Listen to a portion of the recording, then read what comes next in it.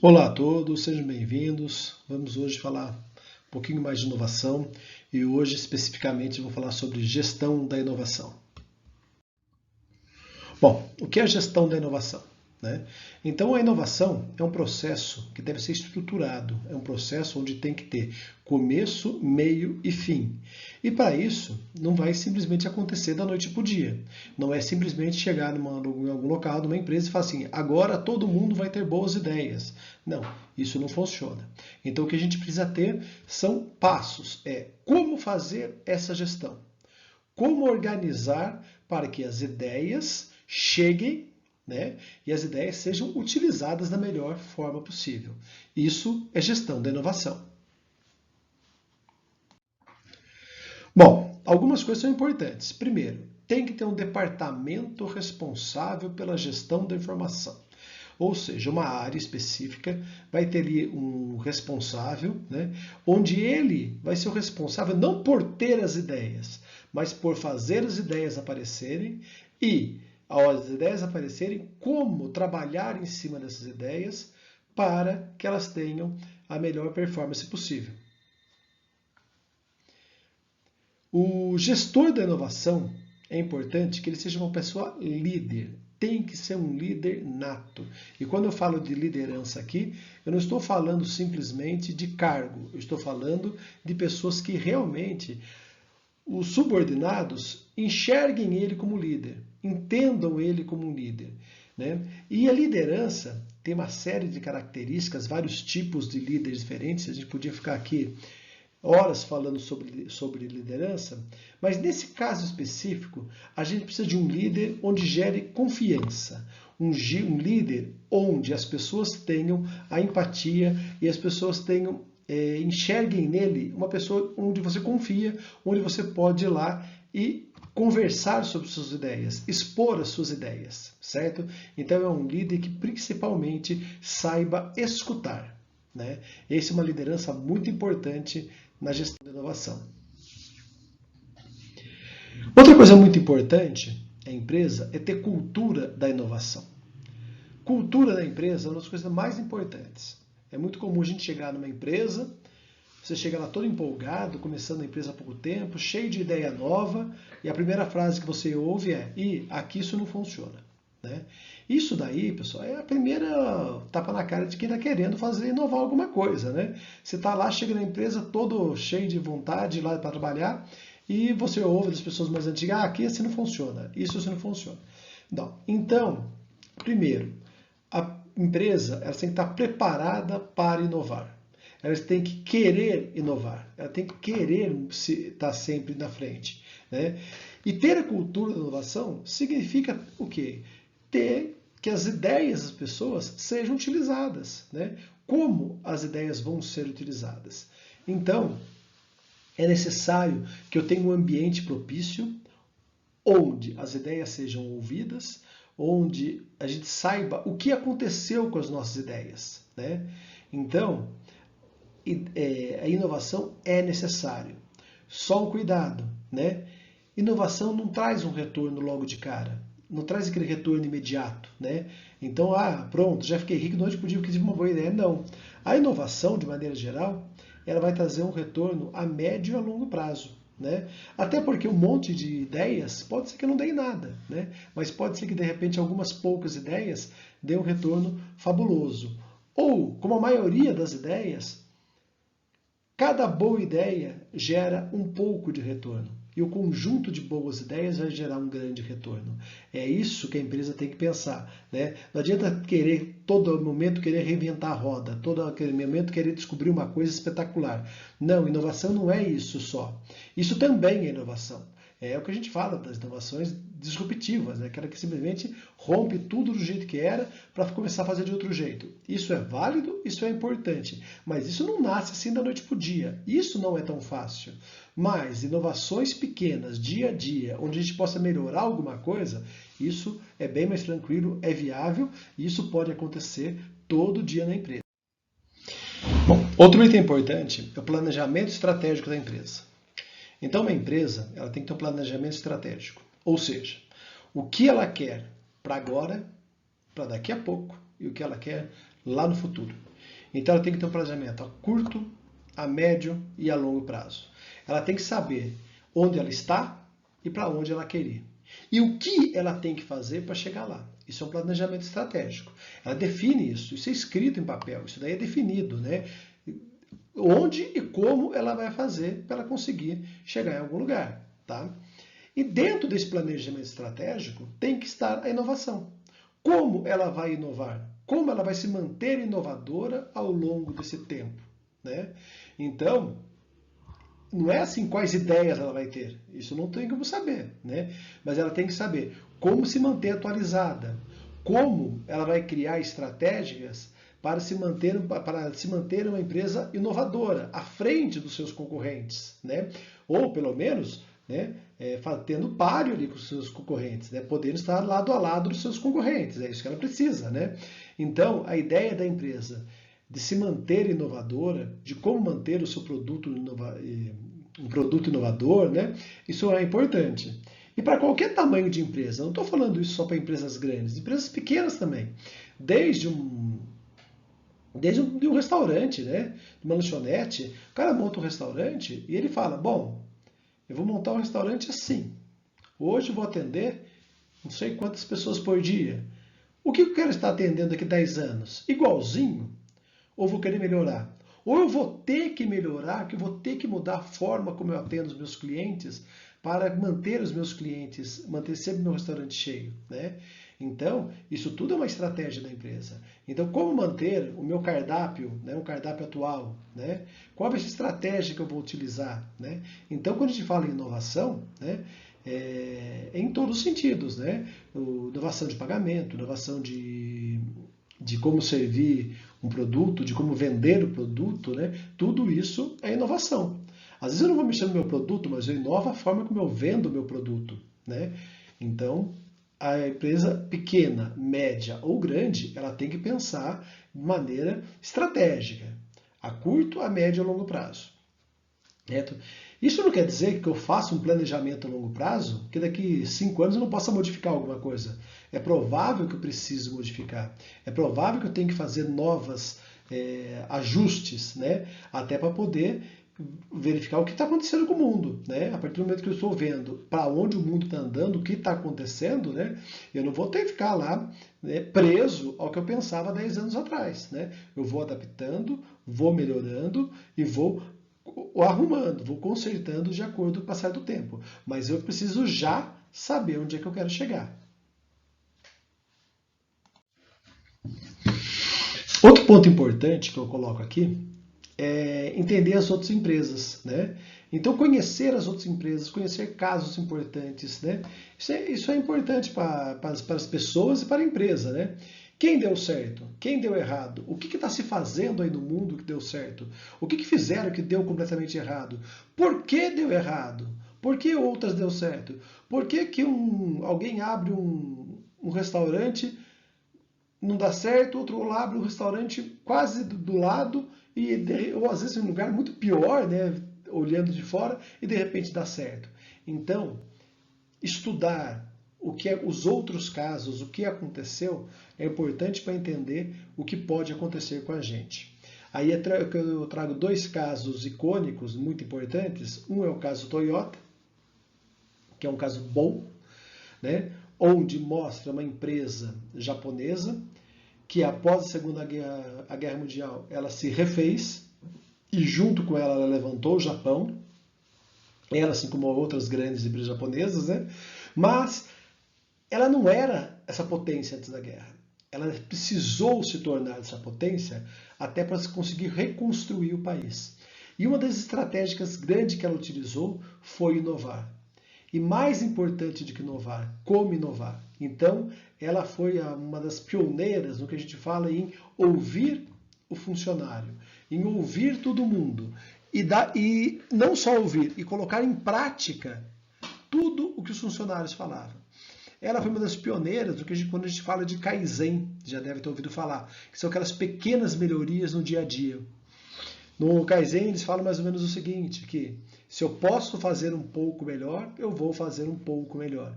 E tento melhorar todo dia um pouquinho. Então, desde pequenas inovações até grandes inovações, a Toyota é um exemplo nesse sentido, né? Então vocês vão encontrar vários livros, várias reportagens, né, falando sobre a Toyota. Então, se vocês querem pegar um modelo de empresa que deu certo e continua dando certo e faz as coisas como devem ser feitas, olhem a Toyota. A Toyota é um exemplo maravilhoso de empresa, né? Então, é um caso que é estudado pelo mundo inteiro, mas sempre olhe para ela, você vai ver que ela sempre teve soluções inovadoras. Ela faz de tudo para que seus funcionários sejam inovadores, para que todo mundo pense de maneira a fazer cada dia um pouco melhor. E uma história triste é da Kodak. A Kodak, para quem nunca ouviu falar, né, que vocês são novinhos ainda, Kodak ela fazia filmes para máquina fotográfica e também fazia máquina fotográfica. Ela, nos anos 80, ela era a maior do mundo, né, nesse segmento, né? Empresa japonesa, muito forte no segmento de fotografia, filmes e máquinas fotográficas. E ela foi a primeira empresa a ter a tecnologia, dominar a tecnologia da foto digital. Primeira, que conseguiu criar uma foto digital. Só que ela não usou isso. Ela não lançou isso no mercado. Ela achou que não ia dar certo. A qualidade não era tão boa, tinha um monte de implicações na época, nem todo mundo tinha computador, não tinha celular ainda, né? Então ela achou realmente que isso daí não ia dar certo. E ela errou profundamente, né? Ela errou muito nisso daí. Tanto que a Kodak praticamente se afundou, né? Por quê? Porque as outras empresas que enxergaram ali uma possibilidade de mudança, né, foram que passaram na frente. A Canon, né, que investiu muito pesado em câmeras fotográficas, né, então ela domina hoje, inclusive, o mercado profissional. A Canon é o exemplo oposto. Ela pegou, trabalhou muito com as câmeras digitais mais populares, mas quando ela viu que a câmera popular ia ficar no celular, ela se manteve e teve cada vez melhores do que as câmeras profissionais, que essas não são do celular, são as câmeras que são utilizadas pelas grandes empresas. Então, é uma questão de entender como é que o mercado vai funcionar daqui a alguns anos, né? A Kodak não teve essa visão. Ela errou, e errou feio. Ela não utilizou a tecnologia que ela tinha. Ela preferiu não lançar sua câmera digital no mercado. Então, quando ela viu, já era tarde, já tinha perdido todo o espaço que ela poderia ter no mercado, né? E hoje é uma empresa relativamente pequena, que trabalha em outros segmentos, e o segmento fotográfico praticamente acabou com ela, né? Então, está vendo como a inovação, enxergar o futuro, tentar vislumbrar como essa ideia pode vir a dar certo ou não, pode ser o divisor de águas entre você dar certo ou você ter que fechar as portas. Descubra e implante novas ideias. Então, né, para descobrir novas ideias, eu preciso ter um meio propício para isso. Eu preciso incentivar meus funcionários a terem boas ideias. Eu preciso incentivar que toda a minha equipe esteja pronta para falar o que pensa, para dar sugestões, né? E pensar dessa forma. Isso tem que ser um ambiente propício. Não se faz isso da noite para o dia e não se faz isso em qualquer lugar, né? Isso não quer dizer escutar qualquer ideia e colocar todas em práticas. Escutar todas, sim. Colocar em práticas, lógico que vai ser analisado. Mas é importante que toda ideia, boa ou ruim, você dê um retorno para quem deu essa ideia. Você chegue lá a pessoa e fale, olha, a sua ideia é boa por causa disso. A sua ideia é boa, mas está precisando melhorar, tem algumas modificações. O que a gente podia pensar então para melhorar isso ainda? Ou, olha, a sua ideia é muito sem cabimento, não dá para usar isso daí por causa disso, disso, disso. Então é dar o retorno para quem teve a ideia, para que a pessoa não se sinta que ele dá a ideia e ninguém faz nada, né? Então, é importante esse retorno, essa comunicação é muito importante. Então a gente precisa descobrir, e depois que descobrir, precisa implementar, porque só descobrir também não adianta. Precisa pôr em prática as boas ideias e fazer elas funcionarem. Estruturar o processo de inovação. Então foi o que eu falei lá no começo, lá de ter a pessoa responsável. Então não só tem uma pessoa responsável pelo processo de inovação, mas tem toda uma técnica, uma sequência. A partir do momento que você tem uma ideia, como é que isso é posto em prática? Como é que eu testo isso? Como é que eu sei se isso vai funcionar ou não? E quais vão ser os próximos passos? Então, para isso, tem uma estratégia, tem um plano de ação para saber o que se fazer com as ideias. Não é simplesmente ter a ideia e jogar ao vento, né? Então você precisa pensar o que fazer e como gerenciar isso daí. Como eu vou disponibilizar a parte financeira, como eu vou disponibilizar meio físico, meio técnico, né? Então, às vezes eu tenho uma ideia, mas será que eu tenho disponibilidade técnica? Será que eu tenho dinheiro para fazer esse tipo de investimento, né? Então, tudo isso tem que ser pensado, né? Em quanto tempo, quando e como a gente vai fazer cada uma das inovações. Então, isso tem uma estruturação. A empresa tem que estar estruturada para isso. Importante também a empresa não ficar só na caixinha dela, pensar um pouquinho fora da caixa, né? E como é que ela vai fazer isso? Parcerias, né? Então, muitas vezes a empresa começa a fazer parcerias, às vezes com empresas que nem têm assim uma ligação tão forte com o produto principal dela, né? Mas ela faz parcerias, porque de repente ela domina determinadas tecnologias, né, que outras empresas não dominam, né?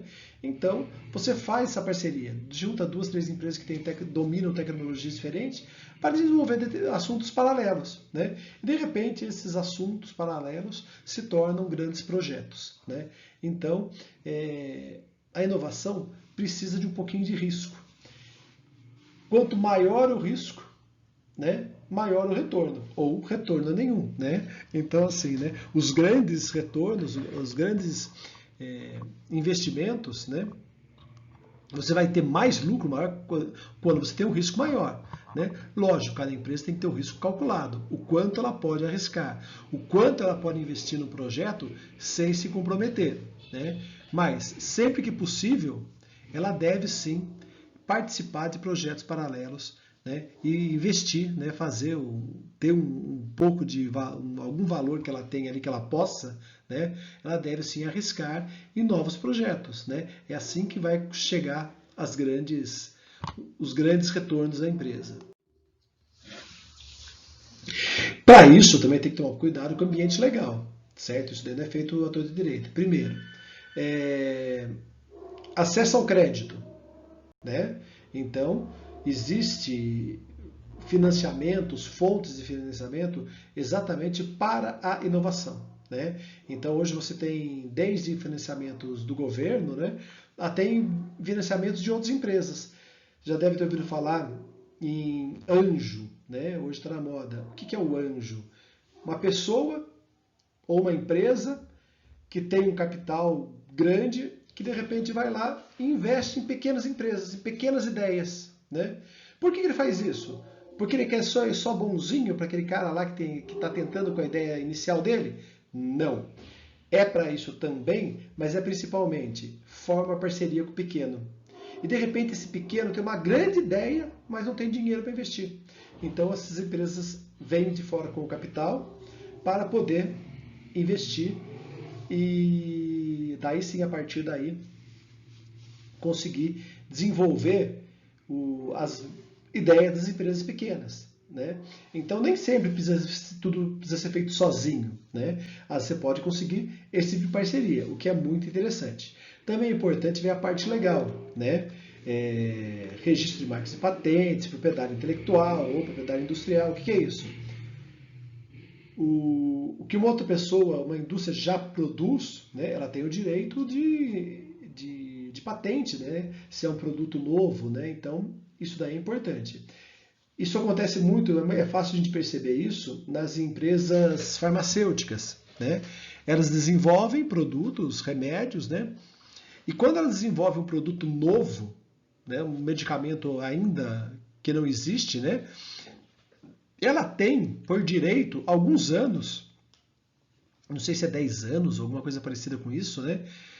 De produzir aquele medicamento e ninguém pode fazer um medicamento similar ou genérico, né? Ela pode fazer aquele medicamento. Por que ela tem esse poder, né? Por que ela pode fazer isso daí? Porque como ela investiu um dinheiro grande em pesquisa, né, ela, para garantir que ela tenha esse retorno, tem algumas leis que protegem ela. Então tá bom, você teve uma grande ideia, isso é importante, então agora para que você tenha um retorno financeiro, só você vai poder vender esse produto desse jeito durante 10 anos. Depois desse tempo, pede-se o direito de patente, todo mundo tem direito a conhecer a patente do remédio, e daí os outros fabricantes podem vender o remédio a um custo bem mais barato. Um remédio bastante conhecido que aconteceu isso há pouco tempo atrás foi o Viagra, aquele azulzinho lá. E então a empresa, quando desenvolveu ele, na verdade estava fazendo remédio para o coração, sem querer descobriu que ele tinha outras funções, né, que podiam também resolver a função erétil, né? E quando ela desenvolveu isso, ele criou o direito de patente daí. E durante muitos anos, o Viagra foi vendido só ele era o único remédio, não tinha similar, não tinha genérico dele. E o que acontecia? Ele era um remédio caro, bem caro. Eu não sei exatamente dizer em dias de hoje, mas seria como se 2 comprimidos fosse vendido na faixa aí de 100 a 150 reais, 2 comprimidos, né? Então, ou até mais, né?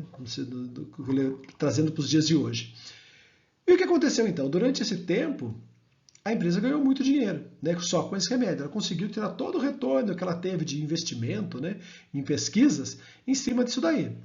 Lógico, né, que teve pesquisa que a empresa fez e não deu certo? Um monte, né? Mas teve pesquisa que deu certo. Então, o investimento que ela tem em pesquisa, de repente, retorna com dinheiro financeiro. Depois que venceu a patente, o que acontece?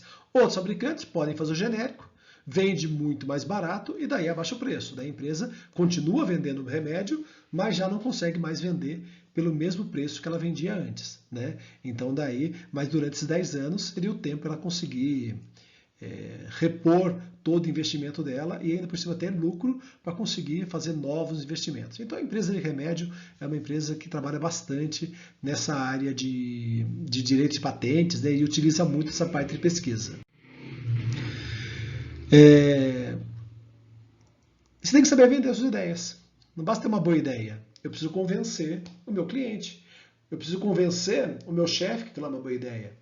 Então, saber falar, saber conversar, saber mostrar as suas ideias é importante.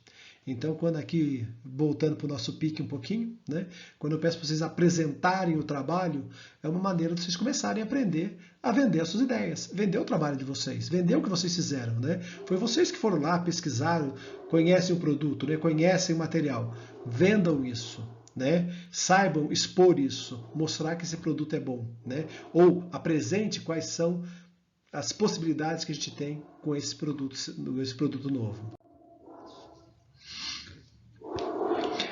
E o que acontece com a inovação? No final ela dá lucro, pelo menos essa é a ideia da inovação, né? Ela gera primeiro investimento, a curto a médio prazo com certeza ela vai dar retorno, né? Então, e a longo prazo ela vai dar lucro. E é uma coisa que eu sempre falo para vocês. Se tem um item importante na empresa, chama-se lucro. A empresa trabalha para ter lucro. Ela não trabalha porque ela quer ter uma empresa aberta, quer empregar um monte de gente. Ela faz isso porque, no final das contas, ela quer ter lucro. E junto com esse lucro, ela vai empregar um monte de gente, vai fazer todo um trabalho social junto com isso também. Mas a empresa não é empresa de caridade. Então ela precisa ter lucro sim. Mas esse lucro, todo esse processo de inovação pode e com certeza, se bem feito, vai trazer lucro para a empresa, tá? Então, isso vai acontecer. Só que também, nem sempre esse lucro é muito óbvio, é muito assim aparente. Às vezes um lucro que a empresa traz é quase difícil de fazer a monetização disso daí, ou seja, de mensurar quanto é que ela teve de lucro com essa inovação. Muitas vezes, essa inovação ela traz para a empresa um reforço da marca, né? Como uma marca importante, como uma marca de produto bom, como uma marca de produto inovador. E isso faz com que o produto dela possa ser cobrado um pouco mais caro do que outros produtos. Então isso é valor. Então é difícil, porque nem sempre a inovação vai gerar um produto e aquele produto eu vou calcular quanto eu ganhei naquele produto. às vezes ela gera valores pequenos, né, que é difícil de contabilizar o quanto ela trouxe de ganho para a empresa. Mas com certeza ela vai trazer ganho a longo prazo, a curto e a médio prazo da empresa. E o desafio para a empresa? Né? Tem urgência da inovação? Temos urgência da inovação.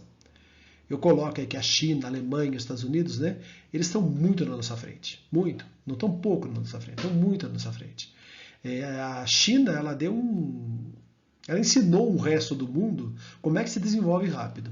A gente vê nos últimos anos a China crescendo, não para mais. A China deixou de ser aquela grande potência que fazia um monte de produto ruim, para dizer que ela faz um monte de produto ruim, mas também sabe fazer um monte de produto bom a preço competitivo. Quase tudo hoje é fabricado na China. Então, a China, a Alemanha, os Estados Unidos, que dominam o mundo, né, na parte industrial, podemos dizer assim que são os países mais fortes do mundo, eles estão na frente. E se a gente não fizer nada, nós não é que vamos ficar para trás, simplesmente vamos desaparecer, né? Ou vai ficar apenas um país onde produz o básico, né? Onde os Estados Unidos, a Alemanha, a China desenvolvem e fala para o Brasil, olha, vocês que não têm tecnologia nenhuma aí, produz isso daqui agora, copia isso e fica fazendo isso para mim aí, né? Então a gente acaba fazendo só a parte barata. A parte cara, a parte onde dá valor, a parte onde dá retorno, fica só para esses grandes países. Então é necessário sim investir em tecnologia. E é urgente. Não é, quando eu falo em investir em inovação, não é para daqui a 10 anos. É para amanhã. E precisa investir muito. E precisa estimular muito. Porque a inovação não acontece da noite para o dia. Né? E aqui eu coloco, né, que a crise é a mãe de toda inovação. Tá aí o nosso coronavírus que não deixa mentir. Né? Nunca se fez tanta pesquisa para um item só. Né? Que é o caso do coronavírus. E a gente tem um número de pesquisas gigante e provavelmente a gente vai chegar num tempo de vacina recorde nunca se visto antes na história da medicina para conseguir resolver esse problema do coronavírus. Né? Ainda não resolveu, mas o número de pesquisas que a gente tem, o número de promessas, de indícios que a gente tem em vários países, em vários setores que estão pesquisando isso, é muito grande. Então, quando o ser humano precisa, né, quando está em crise, ele corre atrás. Então a gente está falando de um problema gigante para as empresas pequenas também. É no momento de crise que ela descobre que consegue fazer diferente. É no momento de crise que aquele restaurante pequenininho lá que só atendia o cliente que ia na porta, descobriu que ele pode entregar em delivery, que a empresa descobriu que ela pode vender pela internet. Então, de uma hora para outra, a empresa se redescobre. Ela aprende que ela pode fazer de forma diferente. Né? Então, a crise, ela é um incentivador. O ser humano, de forma geral, ele precisa de pressão. Né? Às vezes ele precisa de um pouco de pressão para ele conseguir fazer alguma coisa. Se não pressionar nada, ele acomoda e não faz nada. Né? Ele fica lá sentado, parado, esperando. Né? Agora, se tiver uma pressão que ele precisa fazer aquilo, que aquilo é importante, né? E pior, quando chega no ponto de sobrevivência, que é o caso das empresas hoje, né? Ou elas se viravam ou elas morrem, né? Então ela começa a se virar e ter grandes ideias. Então nada como estar em crise para a gente poder evoluir, né? E pensar um pouquinho fora da caixa. Aí eu coloco uma pequena charge, né? Do telefone telefone antigo, né? Com o celular, né? E ele tirando sarrinho ainda, né? O senhor pega o Wi-Fi, né? E lá o monitorzinho do computador ainda fala, respeita seu avô, né? É mais ou menos isso, né? As coisas evoluem, né? Então, assim, não existiria telefone celular hoje se não tivesse tido o telefone analógico anterior, né? Se não tivesse computador. Então, assim, aí são evoluções que a gente vai tendo, né? E a inovação, ela é isso. Ela é um conjunto de evoluções. Por isso que a gente nunca sabe aonde tudo isso vai acontecer. Se você pegar muitos filmes de ficção científica, né, assim por diante, muito pouco se imaginava que a gente teria um celular fazendo o que faz hoje. Eu não vi nenhum filme de ficção científica que eu chegasse para um computador e perguntasse qualquer coisa e ele respondesse como o Google responde. Né? Então, realmente, a inovação ela segue caminhos, né, que a gente realmente nem imagina. Por isso que a gente precisa estar sempre antenado, sempre a par, para conseguir pelo menos enxergar o que vai acontecer daqui a algum tempo. Porque é muito longe e fica difícil de enxergar. E para encerrar, um outro ponto muito importante é a educação.